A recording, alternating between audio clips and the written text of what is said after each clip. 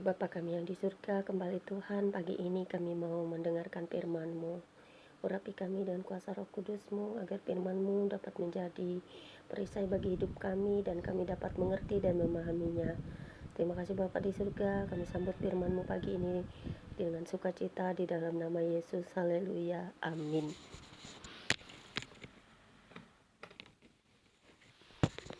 Pembacaan firman Tuhan pagi hari ini terambil dari kitab Matius 23. Kitab Injil Matius pasal 23. Ayat 1 hingga dengan ayat yang ke-39 dengan perikop ayat 1 hingga ayat yang ke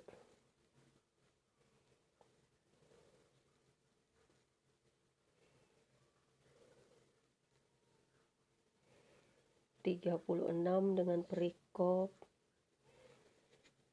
Yesus mengecam ahli-ahli Taurat dan orang-orang Farisi. Terdapat juga di kitab Injil Markus pasal 12 ayat 38 sampai 40 dan kitab Lukas pasal 11 ayat 37 sampai 54 dan 20 pasal 20 ayat 45 sampai 47 yang berbunyi demikian.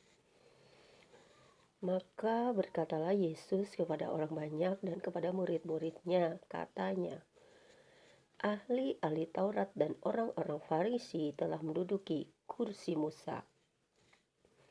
Sebab itu, turutilah dan lakukanlah segala sesuatu yang mereka ajarkan kepadamu, tetapi janganlah kamu turuti perbuatan-perbuatan mereka, karena mereka mengajarkannya tetapi tidak melakukannya. Mereka mengikat beban-beban berat, lalu meletakkannya di atas bahu orang, tetapi mereka sendiri tidak mau menyentuhnya. Semua pekerjaan yang mereka lakukan hanya dimaksud supaya dilihat orang. Mereka memakai tali sembahyang yang lebar dan jubah yang panjang. Mereka suka duduk di tempat terhormat dalam perjamuan dan di tempat terdepan di rumah ibadat. Mereka suka menerima penghormatan di pasar dan suka dipanggil rabi. Tetapi kamu, janganlah kamu disebut rabi, karena hanya satu rabimu dan kamu semua adalah saudara. Dan janganlah kamu menyebut siapapun Bapa di bumi ini, karena hanya satu Bapakmu, yaitu Dia yang di sorga. Janganlah pula kamu disebut pemimpin, karena hanya satu pemimpinmu, yaitu Mesias. Barang siapa terbesar di antara kamu, hendaklah ia menjadi pelayanmu. Dan barang siapa meninggikan diri, ia akan direndahkan. Dan barang siapa merendahkan diri, ia akan ditinggikan. Celakalah kamu, hai ahli-ahli Taurat dan orang-orang Farisi. Hai kamu orang-orang munafik, karena kamu menutup pintu-pintu kerajaan sorga di depan orang. Sebab kamu sendiri tidak masuk, dan kamu merintangi mereka yang berusaha untuk masuk.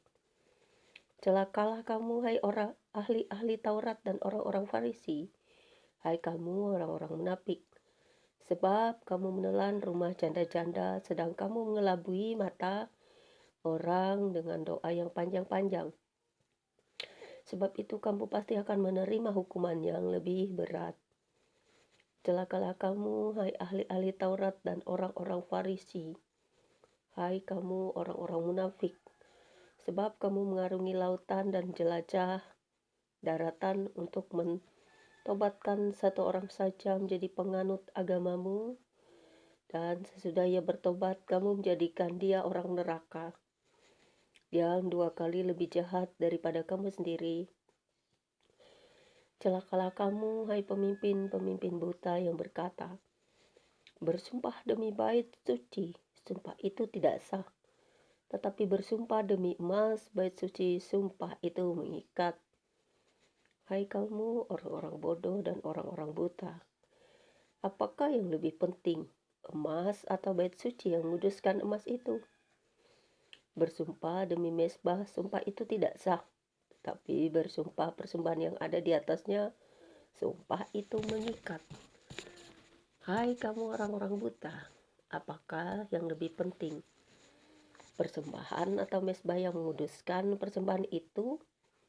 Karena itu barang siapa bersumpah demi mezbah, ia bersumpah demi mezbah dan juga demi segala sesuatu yang terletak di atasnya. Dan barang siapa bersumpah demi bait suci, ia bersumpah demi bait suci dan juga demi Dia yang diam di situ. Dan barang siapa bersumpah demi sorga, ia bersumpah demi tata Allah dan juga demi Dia yang bersemayam di atasnya. Celakalah kamu, hai ahli-ahli Taurat dan orang-orang Farisi. Hai kamu orang-orang munafik, sebab persepuluhan dari selasih, ada semanis dan jintan kamu bayar, tetapi yang terpenting dalam hukum Taurat kamu abaikan, yaitu keadilan dan belas kasihan dan kesetiaan. Yang satu harus dilakukan dan yang lain jangan diabaikan. Hai kamu pemimpin-pemimpin buta, nyamuk kamu tapiskan dari dalam minumanmu, tetapi unta yang di dalamnya kamu telan.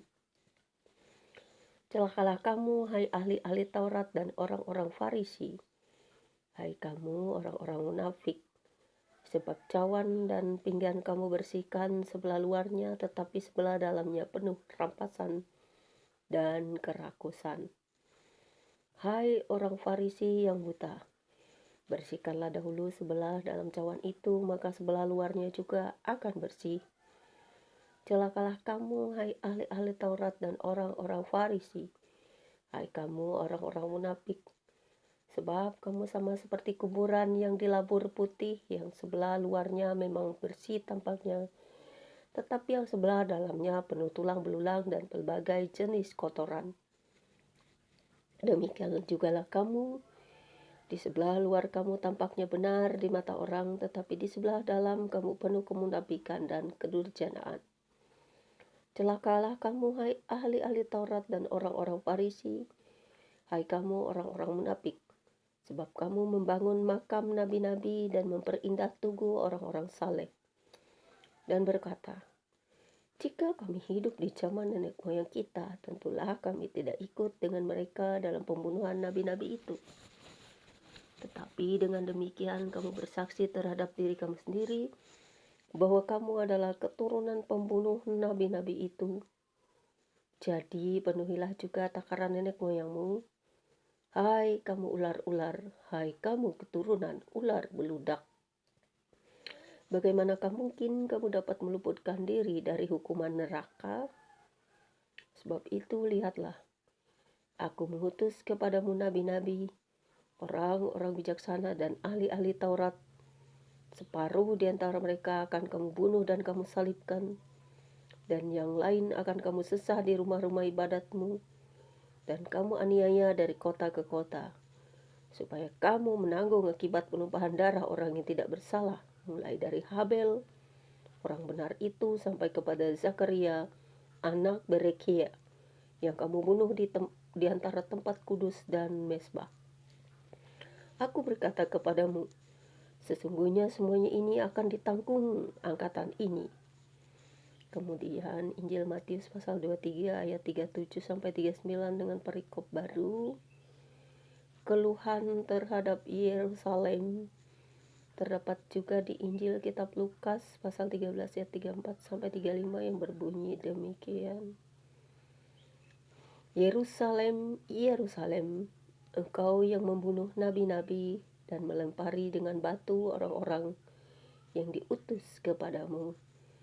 Berkali-kali aku rindu mengumpulkan anak-anakmu, sama seperti induk ayam mengumpulkan anak-anaknya di bawah sayapnya. Tetapi kamu tidak mau. Lihatlah rumahmu ini akan ditinggalkan dan menjadi sunyi. Dan aku berkata kepadamu, mulai sekarang kamu tidak akan melihat aku lagi, hingga kamu berkata, diberkatilah dia yang datang dalam nama Tuhan. Sedemikian pembacaan firman Tuhan untuk kita pagi hari ini. Semoga Tuhan selalu memberkati firman-Nya untuk kami dapat mengerti dan memahaminya. Tuhan Yesus memberkati kita semua dengan firman-Nya hari ini. Ya Bapa, terpujilah Engkau, apa yang kami dengar dan baca hari ini biarlah dapat menjadi pelajaran bagi kami, dan juga kami dapat memahami dan mengerti kehendak-Mu. Dan biarlah firman-Mu selalu melekat dalam hati dan jiwa kami agar kami dapat melakukannya. Agar kami sekonyong-konyong tidak melepaskan firman-Mu setiap hari dalam hidup kami, tetapi berusaha untuk menjadikan firman-Mu hidup di dalam kehidupan kami dan mengandalkan Engkau saja sebagai penolong kami satu-satunya, karena Engkau hidup di dalam kami. Terima kasih Bapa, di dalam nama Yesus, Roh Kudus-Mu tetap berkuasa melalui firman-Mu hingga hari ini untuk mengingatkan kami selalu. Haleluya. Terima kasih Tuhan atas firman-Mu pagi ini. Amin.